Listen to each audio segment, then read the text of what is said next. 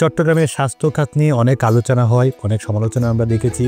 চট্টগ্রামের স্বাস্থ্য খাতকে আরও দোরগোড়ায় পৌঁছাতে আপনার প্ল্যান, পরিকল্পনা বা আপনারা কীভাবে কাজ করছেন? চট্টগ্রাম বিভাগ হচ্ছে এমন একটা বিভাগ যার সঙ্গে অন্যান্য বিভাগের কিন্তু একটা মানে বেশ কিছু বৈচিত্র্য আছে।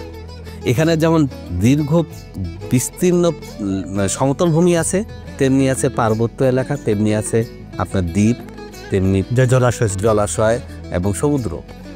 ফলে এখানে এত রকমের বৈচিত্র্য দেখা যায়। সেগুলোকে মাথায় রেখে যদি আমরা বলি তাহলে বলবো যে প্লেইন ল্যান্ডের স্বাস্থ্য সেবাটা বাংলাদেশের সরকারের অন্যান্য জায়গায় যতটা দেওয়া ছিল, যেরকম সার্ভিস সরকার দিয়ে থাকে সেটা কিন্তু এখানে ভালো মতোই আছে। মানে যদিও সেটা হয়তো সমতল ভূমির কথা আপনি বলছেন, সমতল ভূমিতে সেটা আছে, কিন্তু আমি জনগণের তুলনায় বললে যদি রেশিও করি তাহলে দেখবো যে আসলে ঘাটতি আছে। কারণ আমরা জনগণের রেশিও যেভাবে বেড়ে গেছে, আমাদের স্বাস্থ্যের ফ্যাসিলিটি আমরা আসলে ঠিক সেভাবে এখনও কুলিয়ে ওই পর্যন্ত ধরতে পারিনি।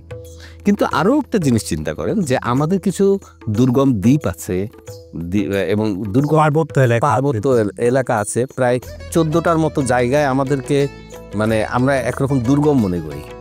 তো সেই রকম দুর্গম জায়গায় কিন্তু আপনি স্বাস্থ্য সেবাটা আসলে মানে একটা চ্যালেঞ্জ হচ্ছে এই যে আপনি যদি সমতলে সরকারি স্বাস্থ্যসেবা নাও নেন, আপনি কিন্তু একটা মানে বেসরকারি স্বাস্থ্যসেবার দ্বারস্থ হতে পারবেন। কিন্তু 14টা জায়গা আছে, যে 14টা জায়গায় 14টা কি জায়গা বলতে কি 14টা উপজেলা নাকি? কোনোটা উপজেলা বা কোনোটা দ্বীপ মতো, হ্যাঁ, যেখানে আপনার কিন্তু আসলে সরকারি সুবিধার বাইরে আপনার আর কোনো কিছু প্রত্যাশার সুযোগ নেই। তো আমি কিন্তু প্রত্যেকটা উপজেলার সঙ্গে কিন্তু কথা বলেছি এবং একাধিকবার বলেছি।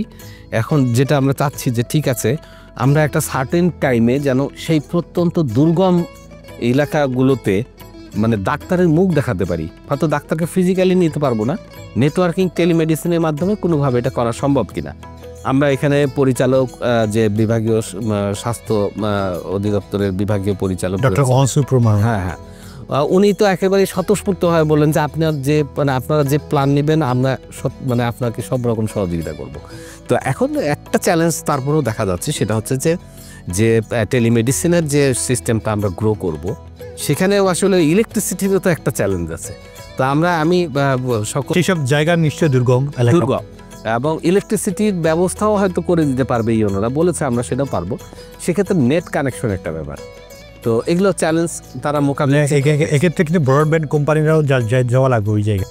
আসলে তো ওখানে জনবসতি এত কম যে ওখানে আপনার একটা মোবাইল টাওয়ারও ফিজিবল না, আবার মানে কম কোনো রকম ফিজিবল না। এখন এই চ্যালেঞ্জগুলো মোকাবেলা কিভাবে করা যাবে সেটা নিয়ে আমি কিন্তু একাধিক উপদেষ্টা মহোদয় এবং আমাদের সচিব স্যার, ক্যাবিনেট সচিব স্যার, মুখ্য সচিব স্যারকে বলেছি যে প্রয়োজনে আমাদেরকে ভিসেটের লিমিটেড মানে সুযোগ দেন, আমরা জনগণের সেবাগুলো প্রত্যন্ত এলাকায় পৌঁছাতে চাই। কেননা আমরা সরকারি লোক যদি কোথাও গিয়ে পৌঁছাতে না পারি তাহলে কিন্তু সরকারি সেবাগুলো সে পর্যন্ত যাবে না। ফলে সরকারি লোকদেরকে আমাদেরকে সেখানে পৌঁছাতে হবে। তো আমরা সেই জিনিসটা কিন্তু চাচ্ছি, সেটা করার মানে চেষ্টা করছি যে আমরা যদি পারি তাহলে। রাষ্ট্রের জন্য খুবই গুরুত্বপূর্ণ একটি খাত হচ্ছে স্বাস্থ্য। সেক্ষেত্রে আরও গভীরভাবে এই খাতটাকে গিয়ে গুরুত্ব দেওয়া যায় কিনা? আসলে আমি এখানে যোগদান করার পূর্বে কিন্তু স্বাস্থ্য মন্ত্রণালয় ছিলাম, স্বাস্থ্যসেবার বিভাগে।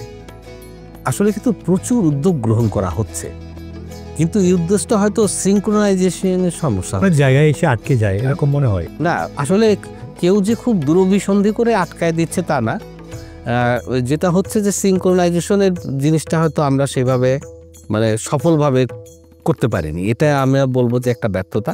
আর একটা সময় হয়েছে আমি ওখানে গিয়ে যেটা দেখতে পেয়েছি যে মানে ঠিক কারো চাহিদায় যন্ত্রপাতি কেনা হয়েছে, মানে প্রয়োজনের থেকে হয়েছে, এটা অনেক সময় মনে হয়নি যে কেউ হয়তো বলছে এই যন্ত্রগুলো তোমরা কিনো আর কি। এইভাবে অনেক ভবন টবন হয়েছে, যাকে আমি সেটা অনেক উপজেলা আমরা দেখেছি বড় বড় ভালো ভালো মেশিন আছে, মেশিনারি আছে, কিন্তু ইনস্টল করার জন্য, এগুলোকে মেনটেন করার জন্য, চলমান রাখার জন্য সেই জনশক্তি বা জনবলগুলো কিন্তু নাই। হ্যাঁ, এটা আসলে প্রকল্পগুলো যখন নেওয়া হয় যন্ত্রপাতি কেনার, তখন হয়তো ওয়েল ডিজাইন না হওয়াটা একটা বড় কারণ, যে সেখানে হয়তো ওই মানে যন্ত্রপাতি মেনটেন্যান্সের জন্য কিংবা লোকবল প্রোভাইডের বিষয়টাকে হয়তো সেভাবে অ্যাড্রেস। মানে আমার যন্ত্র আছে, আমি যদি এমআরআই মেশিন আছে বাট পরিচালক না থাকে, তো এটা সুফল তো জনগণ পাবে না বা রোগীরা পাবেন না, এটা তো অবশ্যই। তবে ইদানিং যেটা করা হচ্ছে আমি দেখলাম যে এই মেনটেন্যান্সের জন্য মানে এই যে সাপোর্ট সার্ভিস এটার উপরে জোর দেওয়ার মানে জন্য যে একটা স্বাস্থ্য বিভাগের একটা সংস্থা রয়েছে নেমো, তারা কিন্তু ধীরে ধীরে ইকুইপড হচ্ছে এবং তারা স্ট্যান্ডার্ড হচ্ছে, তারা যেন এই সার্ভিসগুলো দিতে পারে। তো এটা একটু তো সময়। এক কথা এই গুরুত্বপূর্ণ খাত নিয়ে আপনার বিভাগীয় কমিশনের কার্যালয় আসলে কাজ করছে কিনা বা এটা আসলে এই পর্যবেক্ষণে রেখেছেন কিনা? স্বাস্থ্য সেবা বিভাগের সঙ্গে আমাদের সম্পর্কটা আসলে অত্যন্ত নিবিড় বিভাগীয় কমিশনের কার্যালয়, কারণ স্বাস্থ্য হচ্ছে একটা গুরুত্বপূর্ণ খাত এবং জনগণের সম্পৃক্ততা এখানে আসলে খাদ্যের পরেই বলবো আমরা এই বিষয়টা। এ কারণে কিন্তু অন্তত পক্ষে আমরা খুব নিয়মিতভাবে একই সঙ্গে স্বাস্থ্য সেবা বিভাগের সঙ্গে বিভাগীয় অফিসগুলোর সঙ্গে এবং জেলা পর্যায়ে অফিসের সঙ্গে যেমন যোগাযোগ রাখছি, তেমনিভাবে সমাজসেবাকেও কিন্তু আমরা অন্তর্ভুক্ত করে রাখছি। কেননা সমাজসেবা এবং স্বাস্থ্য দুটোকে মিলিতভাবে আমরা একটা কম্বাইন্ড এফোর্ট দিয়ে আসলে এই পরিস্থিতির একটু উন্নয়ন ঘটাবো।